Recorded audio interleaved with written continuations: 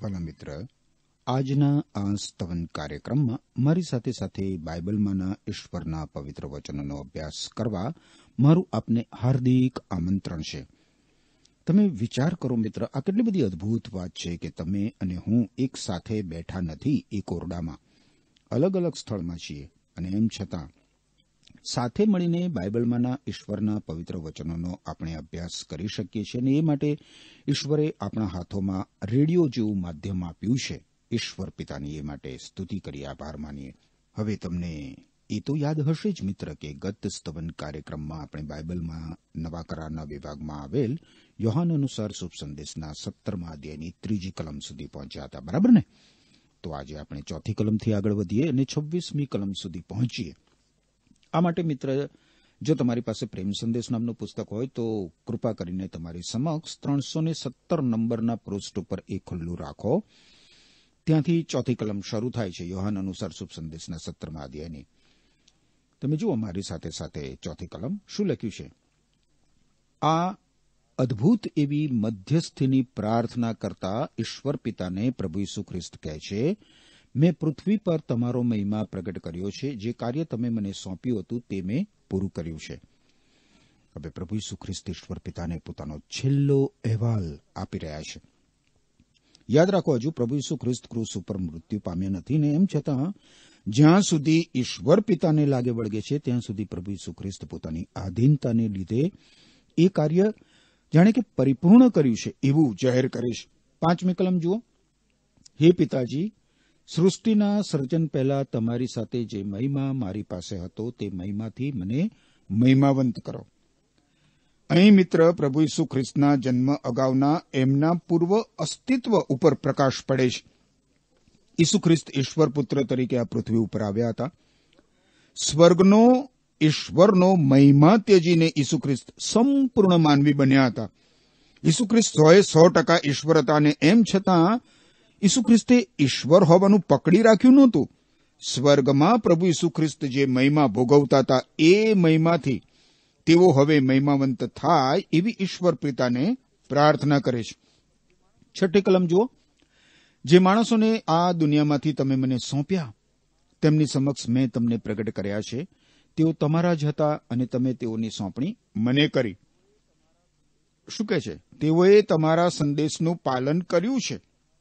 હવે અહીંયા ધ્યાન આપો મિત્ર, શું કહે છે પ્રભુ ઈસુ ખ્રિસ્ત? જેથી તમે તેને એટલે કે પ્રભુ ઈસુ ખ્રિસ્તને જે સોંપ્યા છે. યોહાન અનુસાર શુભ સંદેશના 17મા અધ્યાયની 2જી કલમમાં આપણે એ પ્રમાણે વાંચ્યું હતું, અને એ પછી અહીંયા 6ઠી કલમમાં આપણે વાંચીએ છીએ, જે માણસોને આ દુનિયામાંથી તમે મને સોંપ્યા તેઓ તમારા જ હતા અને તમે તેઓની સોંપણી મને કરી. 9મી કલમમાં તમે જોશો તો એવું જ વિધાન વાંચવા મળે છે, જેઓને તમે મને સોંપ્યા હતા તેઓને માટે. અને 11મી કલમ જુઓ, ત્યાં પણ તમને જોવા મળે છે, તેઓ આ દુનિયામાં છે. 12મી કલમમાં પણ હું તેઓની સાથે હતો. તમે જુઓ, પ્રભુ ઈસુ ખ્રિસ્ત પોતાના લોક માટે આ વાત કરી રહ્યા છે. ઈસુ ખ્રિસ્ત ઉપર વિશ્વાસ કરનાર વ્યક્તિ માટે આજે પ્રભુ ઈસુ ખ્રિસ્ત મધ્યસ્થી કરે છે, અને પોતાની મધ્યસ્થી કરતા ઈશ્વર પિતાને કહે છે કે જે માણસોને આ દુનિયામાંથી તમે મને સોંપ્યા તેમની સમક્ષ મેં તમને પ્રગટ કર્યા છે. ઈસુ ખ્રિસ્ત પર વિશ્વાસ કરનાર વ્યક્તિ અને પ્રભુ ઈસુ ખ્રિસ્ત વચ્ચે બહુ જ રહસ્યમય એવો સંબંધ છે મિત્ર.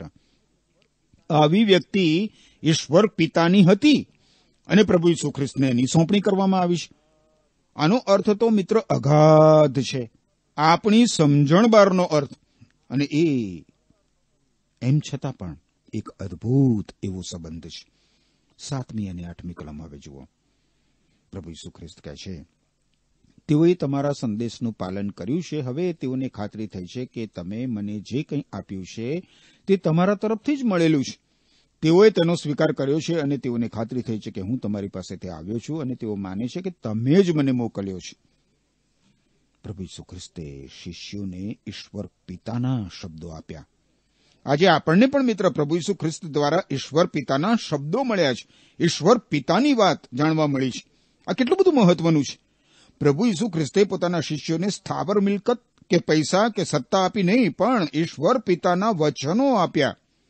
ઈસુ ખ્રિસ્ત અહીંયા સાક્ષી આપતા જણાવે છે કે શિષ્યોએ એ સ્વીકાર્યું છે કે પ્રભુ ઈસુ ખ્રિસ્ત ઈશ્વર પિતાની પાસેથી આવ્યા છે. ઈસુ ખ્રિસ્તના શબ્દો ઈશ્વર પિતા તરફથી હતા. એવો વિશ્વાસ શિષ્યોએ કર્યો. 9મી કલમમાં શું કહે છે? હું તેઓને માટે પ્રાર્થના કરું છું, દુનિયા માટે નહીં, પરંતુ જેઓને તમે મને સોંપ્યા તેઓને માટે પ્રાર્થના કરું છું, કારણ તેઓ તમારા છે. હવે અહીં આપણી સમક્ષ એક આશ્ચર્યકારક અને આપણને આંચકો લાગે એવું વાક્ય જોવા મળે છે. ઈસુ ખ્રિસ્ત ઈશ્વર પિતાને કહે છે કે હું દુનિયાને માટે નહીં, પરંતુ જેઓને તમે મને સોંપ્યા તેમને માટે પ્રાર્થના કરું છું. આજે મિત્ર, ઈસુ ખ્રિસ્ત તેમની ઉપર વિશ્વાસ કરનારાઓને માટે ઈશ્વર પિતા સમક્ષ સ્વર્ગમાં મધ્યસ્થી કરે છે, બીજા લોકો માટે નહીં. ઈસુ ખ્રિસ્ત દુનિયા માટે મૃત્યુ પામ્યા એ સાચું છે, પરંતુ ઈસુ ખ્રિસ્ત મધ્યસ્થી તો વિશ્વાસીઓ માટે કરે છે. વિશ્વાસીઓ એટલે ઈસુ ખ્રિસ્ત પર વિશ્વાસ કરનાર લોકો. આ દુનિયા માટે હવે તમે વિચાર તો કરો કે પ્રભુ ઈસુ ખ્રિસ્ત વધારે શું કરી શકે. ઈસુ ખ્રિસ્તે આ દુનિયામાં પવિત્ર આત્માને મોકલ્યા છે, જે દુનિયાને પાપ વિશે, ન્યાયપણા વિશે એટલે સત્ય વિશે અને ઈશ્વરના ન્યાય વિશે જણાવે છે. ઈસુ ખ્રિસ્ત પોતાના લોક માટે મધ્યસ્થી કરે છે, પ્રાર્થના કરે છે.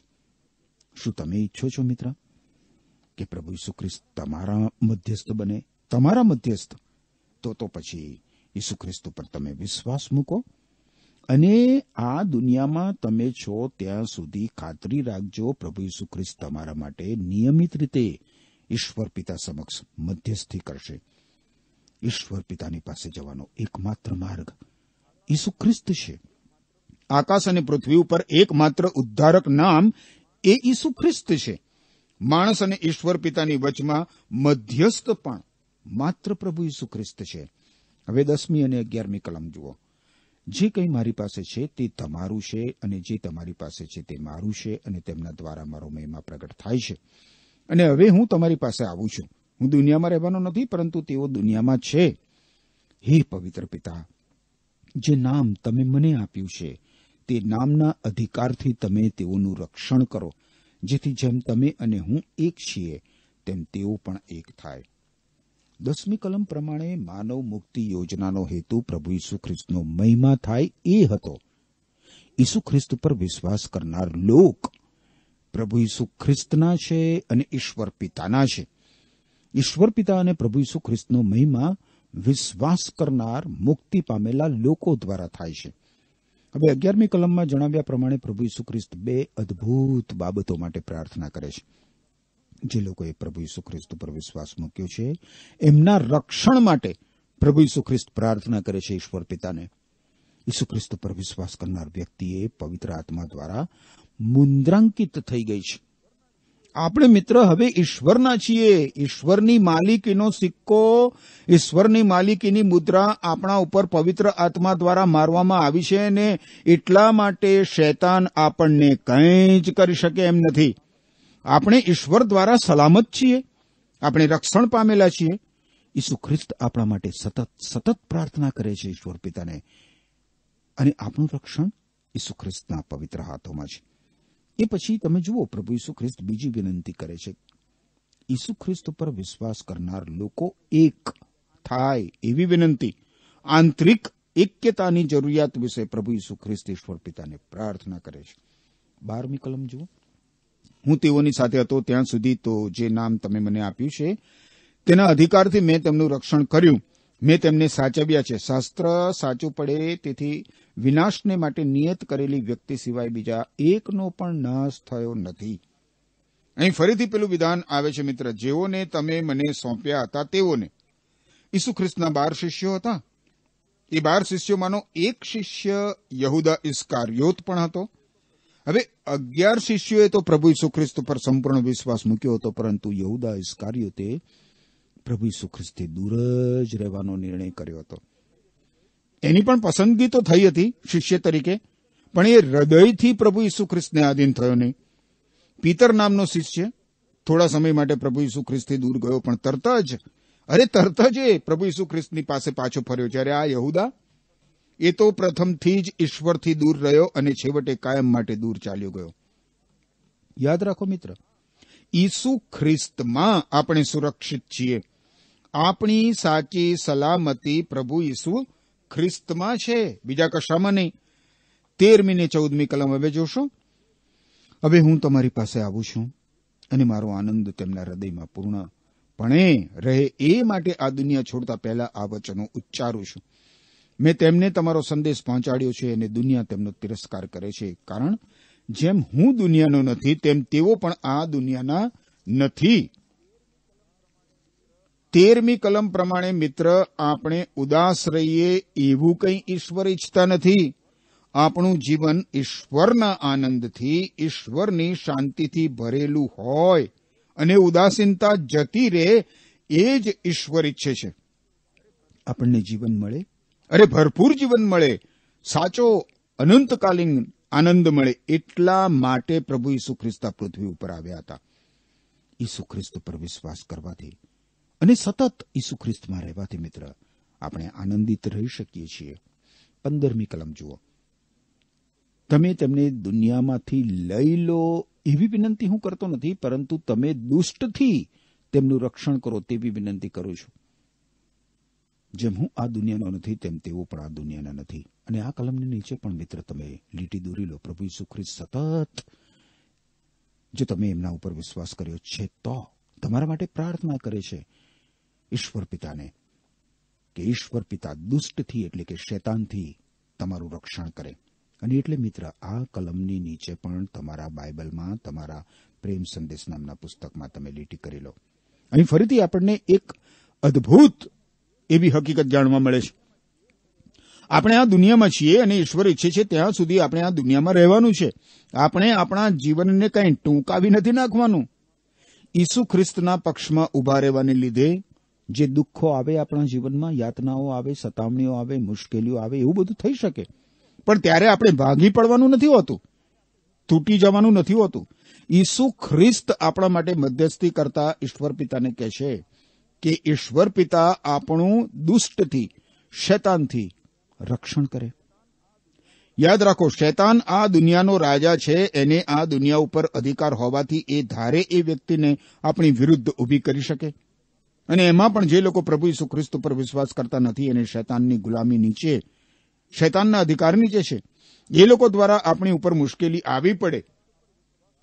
ઈસુ ખ્રિસ્ત પર વિશ્વાસ મૂકનાર વ્યક્તિઓ દ્વારા, મારા અને તમારા દ્વારા આજે ઈશ્વર પિતા પોતાનો મહિમા પ્રગટ કરે છે. દુનિયા જાણે છે કે આપણે પ્રભુ ઈસુ ખ્રિસ્તના સંતાનો છીએ. જ્યારે પ્રભુ ઈસુ ખ્રિસ્ત પોતાની મંડળીને ગગનમાં ઊંચકી લેશે ત્યારે એ એક અદ્ભુત અનુભવ હશે મિત્ર. આપણું આકાશમાં ઊંચકાઈ જવું એ પણ ઈશ્વર પિતાના મહિમા માટે છે. ને એમ છતાં જ્યાં સુધી આપણે આ દુનિયામાં હયાત છીએ ત્યાં સુધી આપણે ઈશ્વરનો મહિમા અને ગૌરવ કરવાના છે. આપણા જીવનમાં ભલે ને પછી સારા અને માઠા સમયો આવે ને પ્રસંગો આવે, મુશ્કેલીઓ આવે, વિટંબણાઓ આવે, ઝંઝાવાતો આવે, કઠણ પરિસ્થિતિ આવે, કે પછી બહુ જ સારા પ્રસંગો આવે ને બહુ સારો સમય આવે, પણ એ બધા દ્વારા ઈશ્વર આ દુનિયામાં એમનો મહિમા પ્રગટ કરવા માંગે છે. તમારા અને મારા જીવનથી સાક્ષી દ્વારા દુનિયાના લોકો સત્ય જીવંત ઈશ્વરને જાણશે. ને એટલા માટે પ્રભુ ઈસુ ખ્રિસ્ત પ્રાર્થના કરે છે ઈશ્વર પિતાને કે તમે તેમને આ દુનિયામાંથી લઈ લો એવી વિનંતી હું કરતો નથી, પરંતુ તમે દુષ્ટથી, શૈતાનથી તેમનું રક્ષણ કરો એવી વિનંતી કરું છું. આપણા માટે આ કેટલું બધું અદ્ભુત કહેવાય મિત્ર કે આપણે ઈશ્વરની ઈચ્છા પ્રમાણે આ દુનિયામાં છીએ અને પ્રભુ ઈસુ ખ્રિસ્ત પોતે સ્વયં આપણું રક્ષણ કરી રહ્યા છે. આપણા જીવન દ્વારા સતત પ્રભુ ઈસુ ખ્રિસ્તનો મહિમા થાય એની સંભાળ આપણે રાખવાની હોય છે. 16મી ને 17મી કલમ જોશો. સત્ય દ્વારા તમે પોતાને માટે તેમને અલગ કરો. તમારો સંદેશ સત્ય છે. જેમ તમે મને દુનિયામાં મોકલ્યો હતો તેમ હું તેમને દુનિયામાં મોકલું છું. 16મી કલમમાં સત્ય શબ્દ, સંદેશ શબ્દ ઈસુ ખ્રિસ્ત માટે વાપરી શકાય છે, કારણ કે ઈસુ ખ્રિસ્ત પોતે સત્ય છે અને સાથે સાથે એ શબ્દ પણ છે. ઈસુ ખ્રિસ્ત પર વિશ્વાસ મૂકતી વ્યક્તિ 16મી કલમની વાસ્તવિકતા સમજીને એ પ્રમાણે જીવન જીવે એ કેટલું બધું જરૂરી છે મિત્ર. ઈસુ ખ્રિસ્ત પર વિશ્વાસ કરતી દરેક વ્યક્તિ સત્યના પક્ષની છે. આ દુનિયામાંથી સત્ય માટે, પ્રભુ ઈસુ ખ્રિસ્તના માટે એ અલગ કરાયેલી વ્યક્તિ છે. આવી વ્યક્તિને સત્ય મળ્યું છે અને આવી વ્યક્તિ સત્યના પક્ષમાં ઉભા રહેવા અને સત્યના પક્ષમાં જીવન જીવવા માટે અલગ કરાયેલી વ્યક્તિ છે. જો તમે મિત્ર આવી સભાનતા સાથે જીવશો ને તો તમારા જીવનથી ઈશ્વર પિતા માન અને મહિમા પ્રાપ્ત કરશે. શું તમે દુનિયાથી અલગ કરાયેલા છો? 17મી કલમમાં જણાવ્યા પ્રમાણે પ્રભુ ઈસુ ખ્રિસ્ત પર વિશ્વાસ કરતી વ્યક્તિને ઈશ્વર પિતાએ ખાસ હેતુસર આ દુનિયામાં મૂક્યા છે. ઈસુ ખ્રિસ્ત આ દુનિયાના મુક્તિદાતા તરીકે આવ્યા. સમગ્ર માનવજાત માટે એમણે પોતાના બલિદાન દ્વારા મુક્તિ યોજના ખુલ્લી મૂકી છે. અને હવે જ્યારે પ્રભુ ઈસુ ખ્રિસ્ત સ્વર્ગમાં પાછા ગયા છે અને પોતાના લોકો માટે મધ્યસ્થી કરે છે, ત્યારે ઈસુ ખ્રિસ્તના લોકોએ કોના માટે જીવવાનું છે? ઈસુ ખ્રિસ્ત માટે જીવવાનું છે, જેથી તેઓના અલગ કરાયેલા, પવિત્ર કરાયેલા જીવન દ્વારા અન્ય લોકો ઈશ્વરને જાણી શકે. 18મી અને 19મી કલમમાં પ્રભુ ઈસુ ખ્રિસ્ત કહે છે કે મને તમે દુનિયામાં મોકલ્યો તો તેમ હું તેમને દુનિયામાં મોકલું છું, અને તેઓની ખાતર હું તમને મારું અર્પણ કરું છું, જેથી તેઓ પણ તમને ખરેખરી રીતે અર્પિત થઈ જાય. 16મી કલમમાં પ્રભુ ઈસુ ખ્રિસ્ત આપણને કહે છે કે આપણે આ દુનિયામાં છીએ, પણ આ દુનિયાના નથી. એટલે આપણે આ દુનિયામાં જીવવાનું છે, પણ આ દુનિયાના થઈને નથી જીવવાનું. આ દુનિયાના ધારાધોરણો પ્રમાણે, આ દુનિયાની પરંપરા પ્રમાણે, આ દુનિયાની રીત રિવાજ પ્રમાણે, આ દુનિયાના દુનિયાવી જીવન પ્રમાણે એ રીતે નથી જીવવાનું. આપણે એ સભાનતા સાથે જીવવાની જરૂર છે મિત્ર, કે આપણે આ દુનિયાના નથી. હવે 17મી અને 18મી કલમો એ જ બાબત કહે છે. આપણને આ દુનિયામાં પ્રભુ ઈસુ ખ્રિસ્તની સાક્ષી આપવા માટે, અર્થાત આપણા જીવનથી સાક્ષીરૂપ બનવા માટે આ દુનિયામાં મૂકવામાં આવ્યા છે.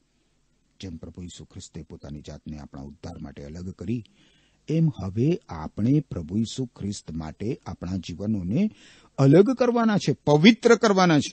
ઈસુ ખ્રિસ્તે પોતાનું અર્પણ આપણે માટે કર્યું છે. હવે આપણે એમને માટે આપણું જીવન સમર્પિત કરી દેવાનું છે.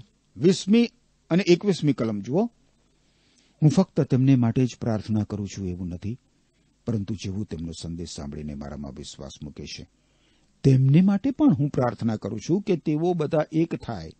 હે પિતા, જેમ તમે મારામાં વસો છો અને હું તમારામાં, તેમ તેઓ આપણામાં વસે, જેથી દુનિયા માને કે તમે મને મોકલ્યો છે, તમે મને મોકલ્યો છે.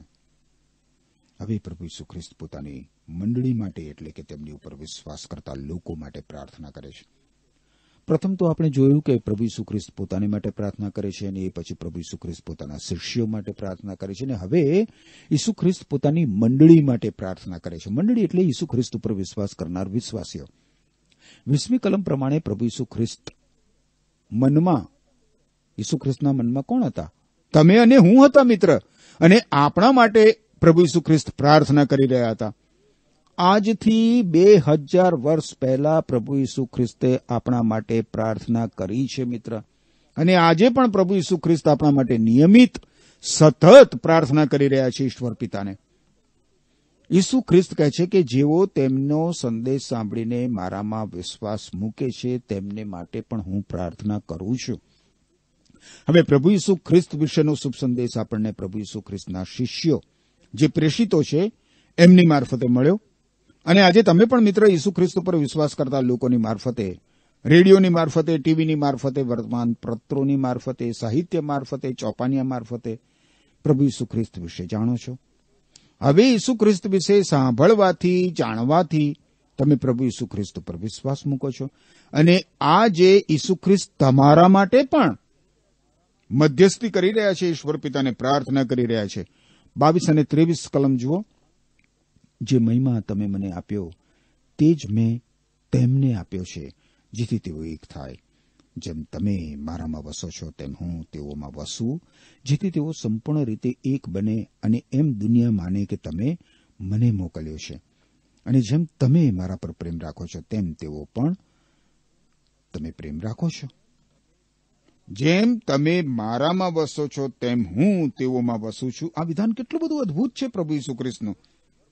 માત્ર ઈશ્વર પવિત્ર આત્મા જ આપણને એક્યતામાં રાખી શકે મિત્ર. જે એક્યતા પ્રભુ ઈસુ ખ્રિસ્ત અને ઈશ્વર પિતાની વચમાં છે, એ જ એક્યતા વિશ્વાસી અને પ્રભુ ઈસુ ખ્રિસ્ત વચ્ચે હોવી જોઈએ. જેટલો પ્રેમ ઈશ્વર પિતા અને પ્રભુ ઈસુ ખ્રિસ્તની વચમાં છે, એટલો જ પ્રેમ મિત્ર વિશ્વાસી વ્યક્તિ અને પ્રભુ ઈસુ ખ્રિસ્તની વચમાં હોવો જોઈએ.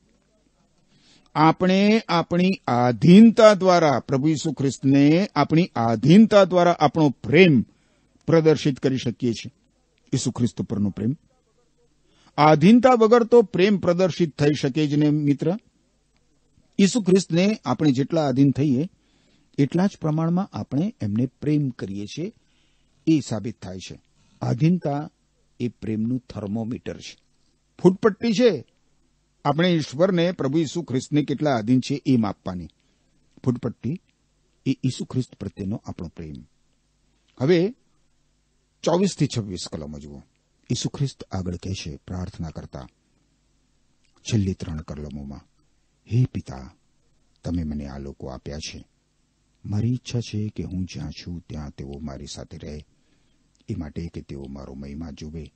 એ મહિમા તમે આપ્યો છે, કારણ સૃષ્ટિના સર્જન પહેલા તમે મારા પર પ્રેમ રાખતા હતા. હે ન્યાયી પિતા, દુનિયા તમને ઓળખતી નથી, પરંતુ હું તમને ઓળખું છું, અને આ લોકો જાણે છે કે તમે મને મોકલ્યો છે.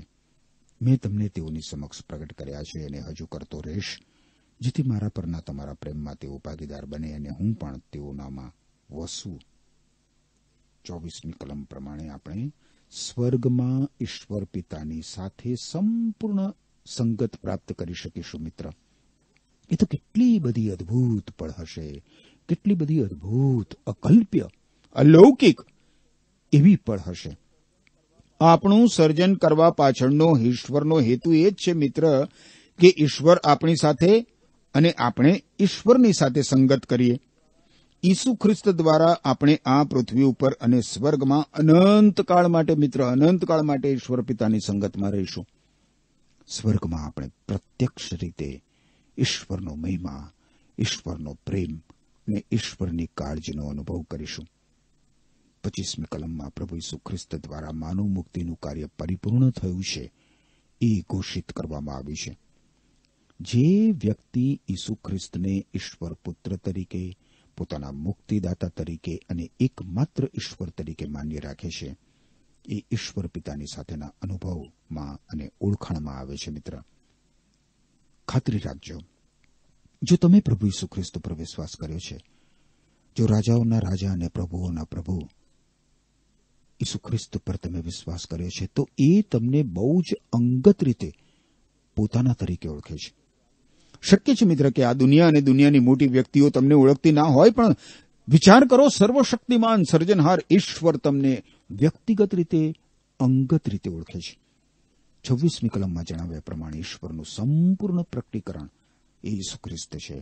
અને જેમ આપણે ઈસુ ખ્રિસ્તમાં રહીએ છીએ, તેમ તેમ આપણે ઈસુ ખ્રિસ્તને વધારે અને વધારે ગાઢ રીતે જાણી શકીએ છીએ.